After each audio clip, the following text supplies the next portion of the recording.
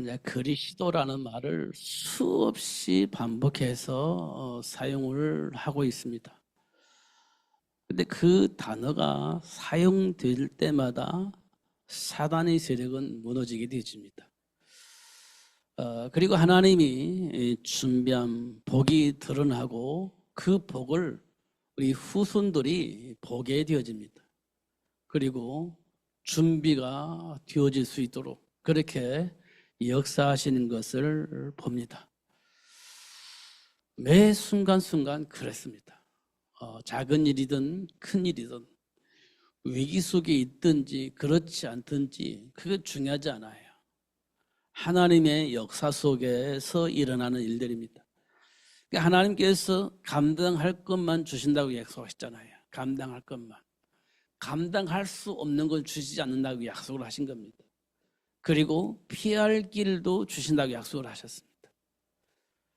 그러니까 우리에게는요, 전부 다 모든 일들이 승인이 되어지게 하시는 하나님의 역사 속에서 일어나는 일들이다. 이렇게 보면 틀림이 없습니다. 제가 오늘 조금 중고등부 예배할 때 심한 말을 좀 했습니다. 왜 심한 말을 했냐면 충격요법이라는 게 있잖아요. 충격요법. 이거 충격을 받을 수 있는 말을 제가 오늘 했어요. 충격을 받을 수 있는. 왜 그랬을 것 같습니까? 미워서 그랬을 것 같습니까? 아니면 하나님이 준비한 복을 발견하고 누리게 하려고 그렇게 했겠습니까? 저는요, 절대로 사람을 미워하거나 그렇지는 않습니다. 왜냐하면 하나님이 준비한 복이 이미 우리에게 주어져 있는데 그 복을 누리지 못하니까 안타까우니까 그 복을 누리게 하려고 하는 겁니다. 근데 충격을 주지 않으면 날마다 똑같은 생각 속에서 똑같은 삶을 살기 때문에 충격을 한번 줘야 되겠다 싶어서 굉장히 심하게 제가 오늘 얘기를 했습니다. 그게 뭐냐면요. 우리가 하나님 말씀 안에서 깊이 묵상하면 내 생각이 바뀌고 삶이 바뀌어요. 그게 충격을 준 이유예요. 이스라엘 백성들이 홍해를 만났잖아요. 그게 충격입니다. 아니 애굽에서 400년 동안 노예 생활을 하다가 해방시켜 주셔서 너무 좋았는데 홍해를 덜커덕 만나는 겁니다. 충격이죠. 그 홍해 바다 건너가지고 너무 좋아서 막 하나님을 마음껏 찬양했는데 어느 날 갑자기 물이 없는 사막을 만난 겁니다. 충격이죠. 충격입니다. 사막에는 뭐가 없어요? 먹을 것이 없어요. 마실 물이 없으니까 먹을 것도 없는 거지. 충격이죠. 그 광야를 40년 살았습니다. 그런데 하나님께서요, 만나와 메추라기를 날마다 주신 겁니다. 날마다. 그 이유는 뭐겠습니까? 하나님과의 관계 속에 있는 나를 발견하게 하시는 하나님의 역사입니다. 하나님과 관계에 있는 나의 삶의 역사, 나의 삶의 현장, 그게 보는 겁니다. 광야에서도 상관이 없죠. 하나님과 함께하는 삶의 비밀을 가진 사람은 광야도 괜찮아요. 광야에서도. 마실 물이 없어도 괜찮아요. 먹을 것이 없는 사막에서도 괜찮아요. 왜냐? 하나님이 채워주시니까. 하나님이 자녀에게 주신 복이에요. 근데 몰라. 그러니까 하나님께서 또 알게 하시고 또 여전히 몰라. 또 알게 하시고 결국은 어느 날 알게 하고 각인되어지게 하시고 그 안에 준비된 복을 선택할 수 있도록 그렇게 역사하시는 것을 보게 되집니다. 지금 우리 내면이 그래요. 몰라요. 누구를 몰라요? 하나님을 몰라. 진짜는 우리가 하나님을 모릅니다. 하나님 은혜 속에서 우리가 하나님의 배경 속에서 살고 있지만 우리가 그 하나님을 몰라요. 그러니까 조그만 문제 앞에서도 흔들리고 조그만 문제 앞에서 어떻게 해야 될지 알지 못하고 갈등하고 방황하는 겁니다. 모르는 겁니다. 근데 하나님은 그 문제를 통해서 우리 인생의 배경을 알 수 있도록 그렇게 역사하고 계세요. 제가요 여러 번 얘기했습니다. 진짜 깨어있어 기도해야 된다. 말씀을 묵상해야 된다. 근데 그게 안 돼요. 진짜로. 왜 안 될까? 내 안에 있는 재질과 내 안에 있는 삶의 동기가 있어서 그래요. 오늘 청년들이 중에 청년 중에 어떤 청년이 이런 얘기를 했어요. 그게 참 좋은 거예요. 나쁜 건 절대 아닙니다. 참 좋은 거예요. 그 솔직한 게 얼마나 좋습니까? 근데 오늘 그 청년이 이런 얘기를 했습니다. 내가 오늘 교회 가는데 왜 교회 가야지? 이렇게 얘기를 했대요. 생각을 했대요. 자기도 모르게 생각이 난 거예요. 내가 왜 교회 가야지? 이렇게.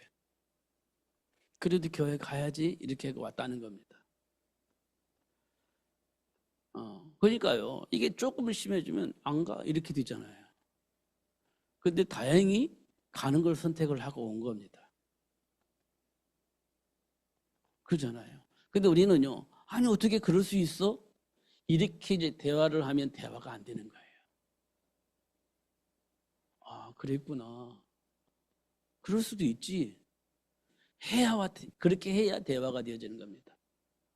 근데 우리는 아니 어떻게 그럴 수가 있어? 이렇게 되면 대화가 끊어져요. 대화가 절대 안 되는 겁니다. 그잖아요. 우리는 무심결에 어떻게 그럴 수 있어? 이렇게 나도 모르게 나오는 거예요. 근데 그런 때는 굉장히 중요한 겁니다. 그러니까 이런 부분도 우리가 하나씩 확인해 나가야 돼. 왜냐하면 우리는 어차피 하나님의 배경 속에 있는 사람들이잖아요. 그거 인정이 되어야 됩니다. 하나의 배경 속에 있는 사람들이에요. 이 말은 다시 말하면 뭐냐면 하나님 우리를 붙잡고 있어요. 하나님 우리를 떠나지 않습니다. 하나님 원하는 그 일들이 반드시 이루어지는 그런 상황 속에 있는 사람이라고 우리 인정을 해야 돼요. 예수 믿는 사람이니까 우리는. 받아들였잖아요, 예수를. 그러면 지금 나는 왜 그럴까? 옛날에 많이 들었잖아요. 수리중 이렇게 많이 들어봤잖아요. 정상적인 생각과 정상적인 삶을 살 수 있도록 수리하고 계신다 이렇게 얘기를 들었잖아요. 왜냐하면 예수님께서 십자가에 다 끝내버렸거든요. 그러니 이제 우리는 뭐만 남으면 돼요? 이게 이제 우리가 건물을 이렇게 사잖아요. 그러면 건물은 소유는 누구 거예요? 내 것이 됐잖아요. 근데 사고 보니까 고칠 때가 많아. 이것도 고치고 저것도 고치고 고치지 않았습니까? 근데 소유는 내 거야. 그게 고장났다고 해서 내 것이 아닌 건 아니잖아요. 근데 내 마음에 맞도록 고쳐나가는 거죠. 하나님이 나를 어떻게 해요? 자녀 삼아 주셨어요. 그럼 나의 소유는 누구 거예요? 하나님 거잖아요. 근데 하나님 보시기에 좋은 대로 우리를 바꿔가고 계시는 겁니다. 이걸 우리는 치유라고 하고 또 우리가 듣기로는 수리중 이런 말을 많이 들었죠. 그러면 우리가 이제 말을 알아듣는 것이 굉장히 중요하잖아요. 말을 알아들으면 수리가 되고 치유가 되어지고 회복이 되어지는 겁니다. 말을 알아듣지 못하면 상처가 나요. 분명히 고치려고 뭘 뜯어냈는데 그게 상처가 돼. 좋게 만들려고 뜯어냈는데 그게 상처가 되는 겁니다. 우리는. 그런데 그걸 안다면 고맙다 감사가 나오는데 그걸 모르면 왜 뜯어내 이렇게 하면서 상처가 되어지는 겁니다. 잘 확인해 보면 그러고 있을 겁니다. 우리가. 그럼에도 불구하고 하나님은 그걸 뜯어내야 되기 때문에 뜯어내는 작업을 하는 거예요. 그때 너무 고통스러운 겁니다. 그런데 나중에 알고 보니까 야 진짜 하나님은 나를 사랑하시는구나. 이걸 알게 돼요. 그러면 어때요? 하나님께 감사가 되어지는 거죠. 오늘 본문을 잘 확인해 보세요. 우리 싸움은 혈과 육의 싸움이 아니다. 이렇게 얘기를 하고 있습니다. 우리 싸우는 무기는 육신에 속한 것이 아니요 오직 어떠한 견고한 진도 무너뜨리는 하나님의 능력이다. 이렇게 얘기하고 있습니다. 어떠한 견도 무너뜨릴 수 있는 하나님의 능력이다. 그걸 가지고 우리는 싸운다. 이렇게 얘기를 하고 있는 겁니다. 그러니까 이제 알면 되어지는 겁니다. 누구든지 알면. 더 정확하게 말하면 나도 모르게 인정이 되어지는 그 복이 우리에게 와야 됩니다. 우리는 알고 있어요. 중요한 건 인정이 되어야 되지 않습니까? 그래서 하나님은 아브라함을 불러서 인정을 할 수 있도록 축복하신 거예요. 그 사실을 알고 누릴 수 있도록 그렇게 역사를 하신 겁니다. 베드로에게도 역시 마찬가지예요. 알게 하고 그 복을 누릴 수 있도록 역사하신 거예요. 그럼 저와 여러분은요, 그 사실을 알고 누릴 수 있도록 지금 우리를 인도하고 계시는 겁니다. 우리에게 역사하고 계시는 거예요.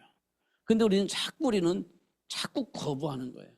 내가 하고 싶은 대로, 내가 가지고 있는 기준 가지고, 내 안에 체질 가지고 하나님을 자꾸 거부하는 겁니다. 그럼에도 불구하고 하나님은 계속해서 문제와 사건을 통해서 자극을 하고 알게 하고 그 복을 선택할 수 있도록 역사하시는 하나님을 보게 되어진 겁니다. 절대 안 될 것 같은 내가 되어지는 겁니다. 그런 시간표가 반드시 올 겁니다. 그리고 증인이 되어지는 거죠.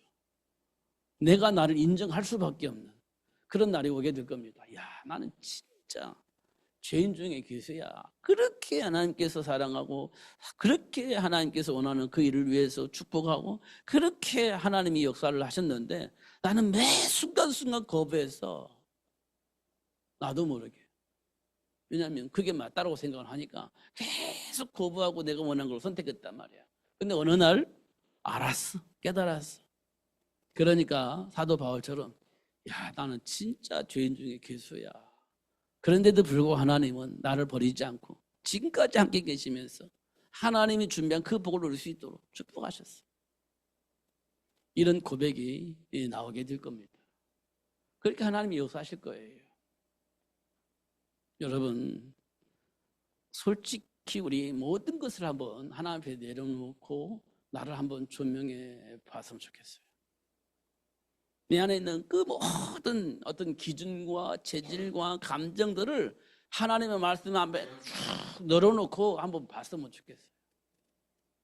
진짜로.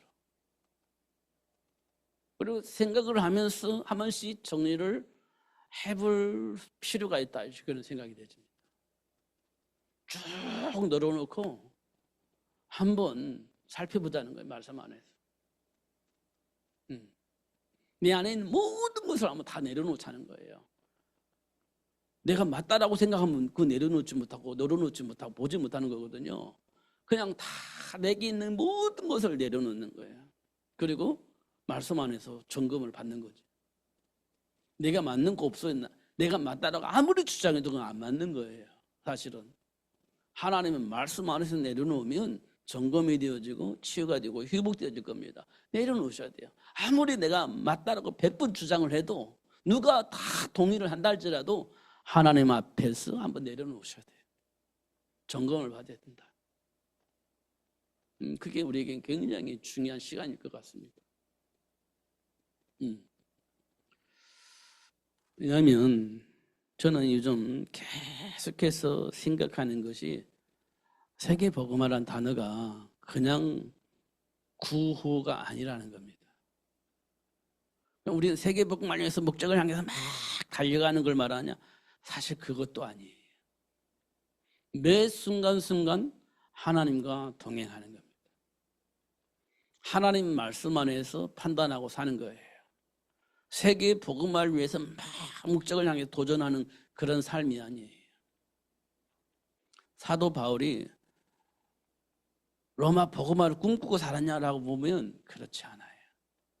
잘 보면 로마에 가서도 이 복음을 전한다. 가이사 앞에 가서도 이 복음을 전한다. 이렇게 말했지 로마를 막 복음으로 바꿀 것이다. 이렇게 써있는 단어가 없어요. 로마에서 내가 예루살렘에서 전한 이 복음을 로마에 가서도 전할 것이다. 가이사 앞에 가서도 이 복음을 전할 것이다. 이렇게 되어져 있지 로마를 복음으로 바꿀 거야 이렇게 없어요. 그 로마서 10장의 일꾼들이 뭐 했습니까? 저 불신자들 내가 반드시 죽일 거야 이렇게 하지 않았어요.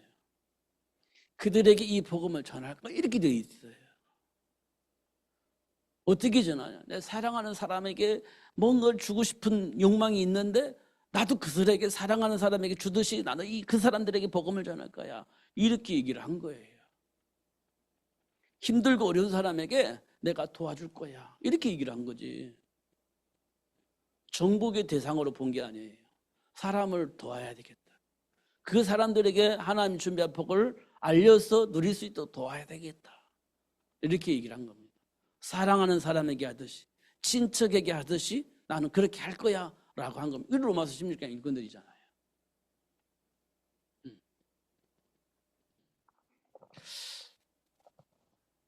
어저께도 어떤 목사님들을 만나서 이제 쭉 얘기를 했습니다. 이제 우리가 잘못 판단하면 어떤 목적을 두고 그 목적을 위해서 막 전진 이렇게 할 가능성이 있습니다. 그게 맞는 것처럼 느껴져요. 목적을 두고 전진 막 가자 이렇게 그러면요 사람들이 목적을 두고 움직일 수 있습니다. 근데 과연 하나님의 배경 속에서 할 것이냐, 그건 진짜 하나님이 원하시는 일이냐라고 물어볼 때 저는 질문을 합니다. 퀘스천이에요. 아니, 제 생각엔 하나님의 배경 속에 있는 걸 누리다 보면 거기에 미치지 못한 사람 볼 때 그 사실을 알리는 일을 하게 될 것이다라는 생각입니다. 보이면 말하게 되어 있는 거예요. 예수님께서도 사마리아 갔잖아요. 왜 갔을 것 같습니까? 사마리아 여인이 준비되어 있었습니다. 답답한 겁니다. 그러니까 어디 가서 예배를 해야 응답을 받을는지, 어디 가야 답을 얻을 수 있을지 이렇게 지금 막 갈급해 있는 거예요. 사마리아 땅에서 그 여인을 만났잖아요. 그러니까 사도 예수님께서 뭐라고 말씀하십니까? 신령과 진정으로 예배하는 것이 중요하다. 어느 장소가 중요한 것이 아니라 하나님 앞에서 예배하는 것이 중요하다. 이렇게 얘기를 하겠습니다. 답을 준 겁니다.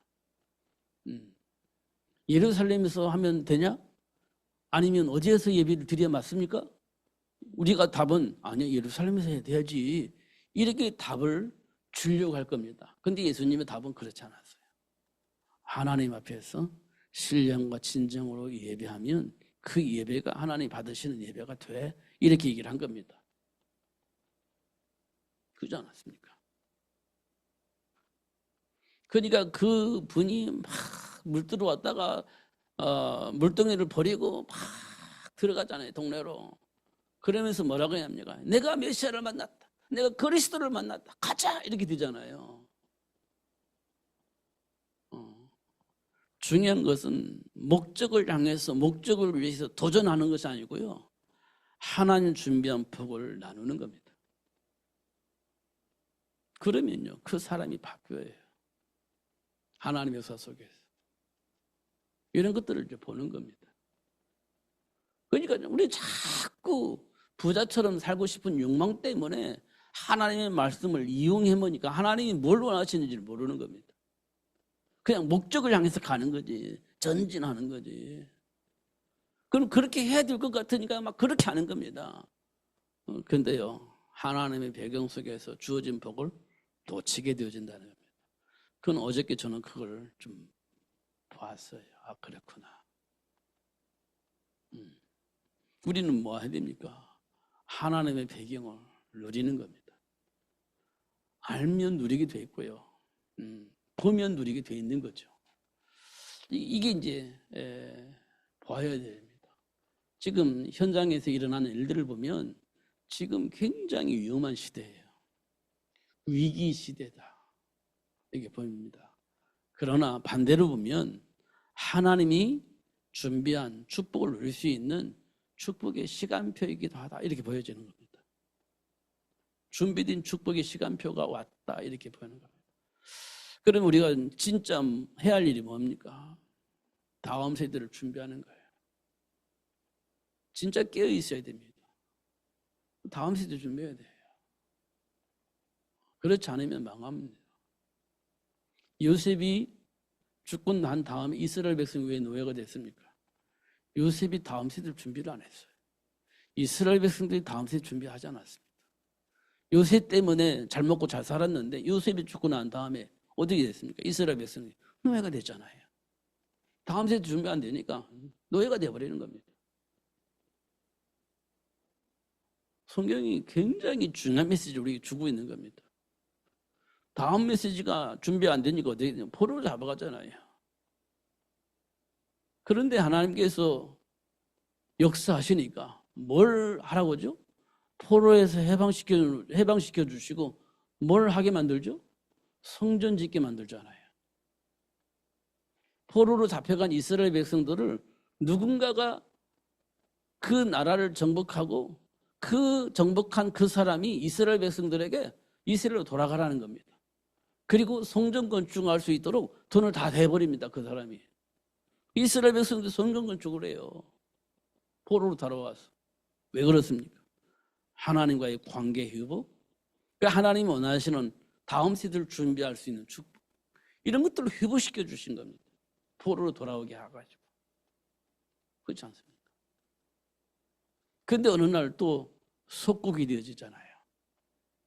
그때 하나님께서 언제면 우리가 속국에서 해방되겠습니까? 라고 물어보는데 하나님의 대답은 뭐라면 합니까? 그건 몰라. 하나님이 시간표 속에 되어질 거야. 중요한 것은 내 증인이 되는 거야. 어디에서요? 로마의 속국에 살면서 그리스도 증인으로 살 수 있도록 하나님이 하시겠다 약속을 하신 겁니다. 우리는요, 어떻든 로마의 속국에서 빠져나오는 거잖아요. 근데 하나님은요, 증인으로 살라는 얘기를 하시는 겁니다. 우리가 가지고 있는 생각과 하나님의 계획은 달라. 그럼 충돌이 생기잖아요. 그럼 우리는 어디 가야 있어야 됩니까? 하나님의 계획 속으로 들어가야죠. 내 걸 내려놓고. 이게 누가 고백한 거냐면 사도 바울이 고백한 거예요. 배설물 여기고 십자가 붙잡겠다. 이 말이 그 말입니다. 우리 인생이 그렇습니다. 우리가 참 삶의 가치가 굉장히 중요하고 무엇을 가지고 살아야 할 것인지에 대한 답을 가지는 것이 굉장히 중요합니다. 내 감정이 우선이 되면 안 돼. 하나님께 기도하면서 하나님 원하시는 그것을 선택하며 살아가는 훈련이 우리에게 필요한 겁니다. 근데 대부분은 감정대로, 느낌대로, 평상시 삶대로 그냥 그렇게 생각 없이 사는 사람들이 많습니다. 근데 우리가 하나님께 기도하면서 인도받는 훈련이 필요하다. 하나님 중심 안에서. 내 생각대로, 내 감정대로. 그래도 돼, 저래도 돼, 이런 생각 말고 기도하면서 인도하심 속에서 선택하는 삶이 필요하다.